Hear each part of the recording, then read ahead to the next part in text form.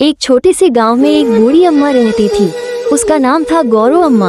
अम्मा बहुत गरीब थी, घर कच्चा था और अक्सर चूल्हा ठंडा ही रहता था। मगर उसके पास एक चीज अनमोल थी, उसका प्यारा बकरा बिल्लू। अम्मा बिल्लू से बहुत बातें करती। बिल्लू, आज भी कुछ नहीं है खाने को।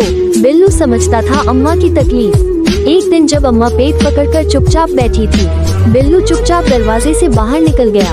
वो चल पड़ा गांव से दूर वाले खेतों की तरफ। रास्ते में बिल्लू ने एक किसान को देखा जो खेत में अपना टिफिन खोलकर रोटियां और गुड़ खा रहा था। किसान का जरा ध्यान हटा और बिल्लू चुपके से 2 रोटियां अपने मुंह में दबाकर भाग गया। वो तेज तेज भागता हुआ अम्मा के पास आया। अम्मा पहले तो घबरा गई, फिर जब देखा कि बिल्लू रोटियां लाया है, उसकी आंखों से आंसू बह निकले।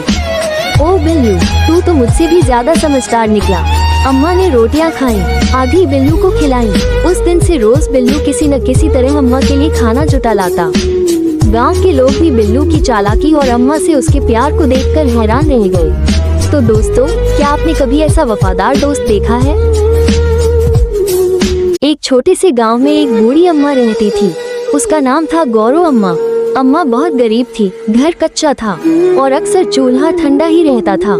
मगर उसके पास एक चीज अनमोल थी, उसका प्यारा बकरा बिल्लू। अम्मा बिल्लू से बहुत बातें करती। बिल्लू, आज भी कुछ नहीं है खाने को। बिल्लू समझता था अम्मा की तकलीफ। एक दिन जब अम्मा पेट पकड़कर चुपचाप बैठी थी, बिल्लू चुपचाप दरवाजे से बाहर निकल गया। वो चल पड़ा गांव से दूर वाले खेतों की तरफ। रास्ते में बिल्लू ने एक किसान को देखा जो खेत में अपना टिफिन खोलकर रोटियां और गुड़ खा रहा था। किसान का जरा ध्यान हटा और बिल्लू चुपके से 2 रोटियां अपने मुंह में दबाकर भाग गया। वो तेज तेज भागता हुआ अम्मा के पास आया। अम्मा पहले तो घबरा गई, फिर जब देखा कि बिल्लू रोटियां लाया है, उसकी आंखों से आंसू बह निकले। ओ बिल्लू, तू तो मुझसे भी ज्यादा समझदार निकला।